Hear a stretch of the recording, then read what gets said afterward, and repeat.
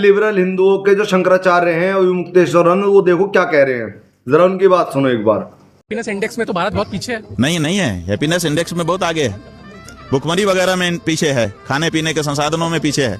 लेकिन आज भी इतना सब होने पर भी भुखमरी है, अशिक्षा है, जाने में मैक्सिमम अथीस्ट रहते हैं और उनकी ग्रोथ बहुत तेज है। भारत में सबसे ज्यादा धर्म है, धर्म की उत्पत्ति भारत से हुई, फिर भी भारत पीछे है। बात यह है कि आप अगर अट्टालिका देख करके ये निर्णय कर रहे हैं, अगर रात को जलने वाली लाइट को देख करके ये निर्णय कर रहे हैं तो अलग बात है।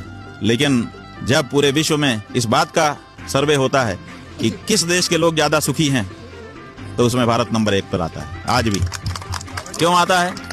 धर्म की भूमि होने के कारण ही तो आता है। तो इसलिए आप चकाचौंध कितनी उत्पन्न कर लेते हैं, इससे थोड़े आंका जाएगा कि आप कितने विकसित हो गए।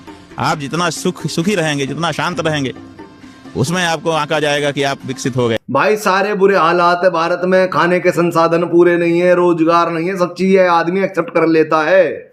इस आदमी ना हर चीज एक्सेप्ट कर लिया कि सारी दिक्कतें हैं, पर फिर भी इस आदमी ने एक बात बोली कि हैप्पीनेस इंडेक्स में कहीं पीछे नहीं है, खुशियां कहीं कमी नहीं है, भारत में सब खुश हैं।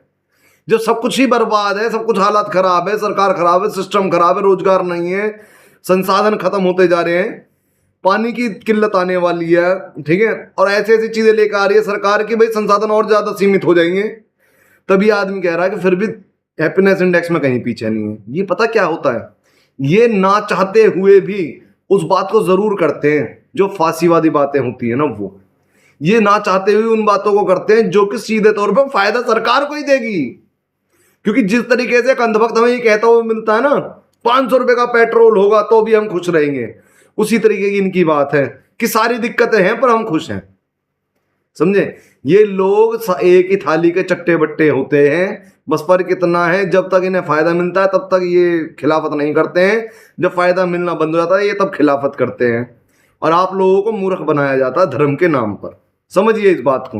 और ये हाल सिर्फ हिंदुओं का नहीं है, ये मुसलमानों का भी है, क्रिश्चियनों का भी है, सबका यही हाल है।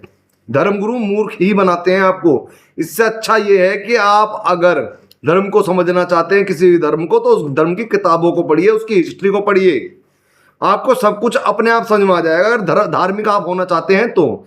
लेकिन अगर आप धार्मिक नहीं होना चाहते तो इनके भाई मामलों में मत चलिए प्लीज।